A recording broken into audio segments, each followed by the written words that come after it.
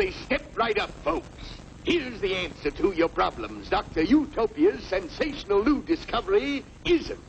Ism will cure any ailment of the body politic. It's terrific. It's tremendous. Once you swallow the contents of this bottle, you'll have the bountiful benefit of higher wages, shorter hours, and security. Enormous profits, no strikes. Remember, you're the big boss. Government control, no worry about votes. Name your own salary. Bigger crops, lower costs. Why, ism even makes the weather perfect every day. And now then, because we are introducing this amazing item for the first time in this country, it isn't going to cost you 1 cent. All you have to do is sign this little scrap of paper, and you get your bottle absolutely free. I hereby turn over to Ism Incorporated everything I have, including my freedom and the freedom of my children and my children's children, in return for which said ism promises to take care of me forever.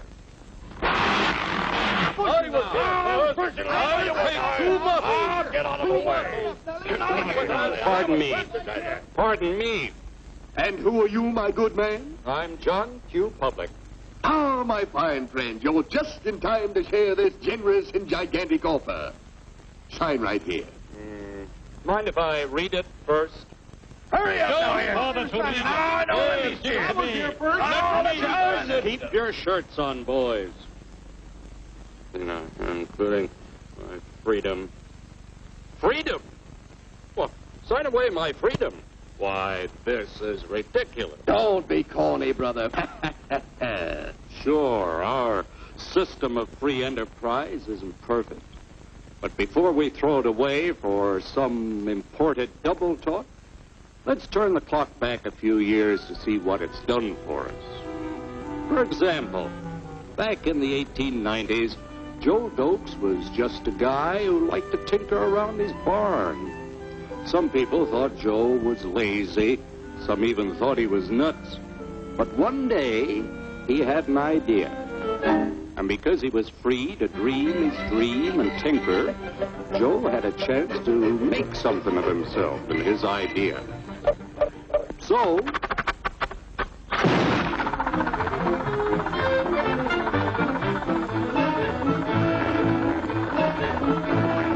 of course, some people didn't think so much of Joe's idea. But that didn't stop him.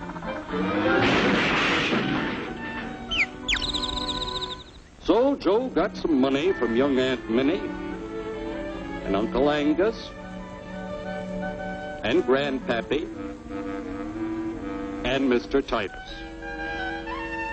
When Joe's friends and relatives used their savings to help him buy tools and property, they were capitalists. Don't blush, folks. It's nothing to be ashamed of. Now, naturally, Joe needed some help. So he hired Willie Lumpkin, who was out of work anyway, and before long, Willie had the know-how and became skilled labor.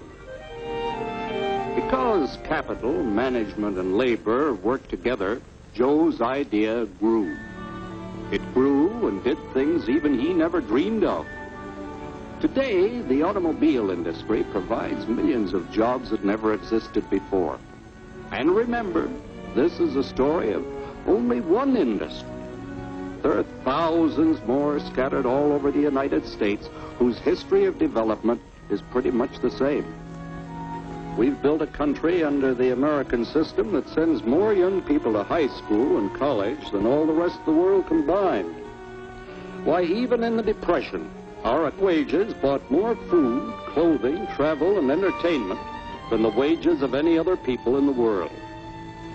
Our country has a national income equal to the total national incomes of any other 6 nations in the world. With only 7% of the Earth's people, we drive 70% of the world's automobiles.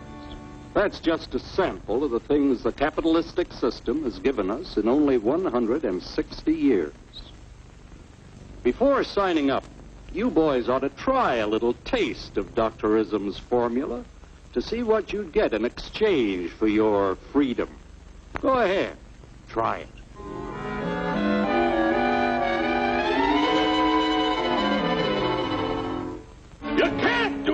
me, I'll strike! The state forbids strikes. Wait till the Union hears about this!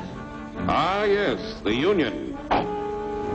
Welcome to our ranks, number 1313. I'll take this case to the Supreme Court. The state is the Supreme Court. Our decision is as follows. No more private property. No more you. The farm voters put a stop to this.